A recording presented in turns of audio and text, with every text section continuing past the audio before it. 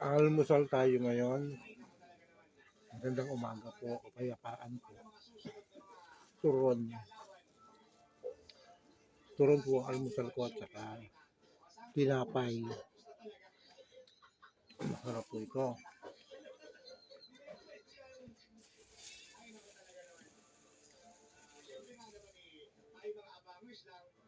Huwag natin masyadong pinapangunahan na naman ang mga bagay-bagay.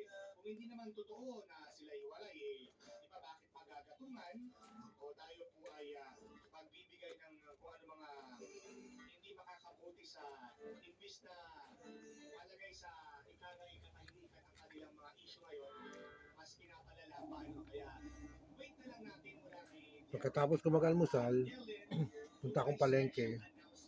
Bibili ka ng rambutan. Ibibigay ko sa aking special someone.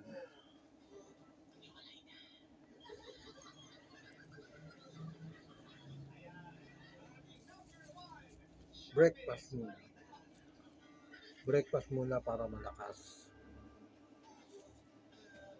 Sabagay, malakas naman ako talaga.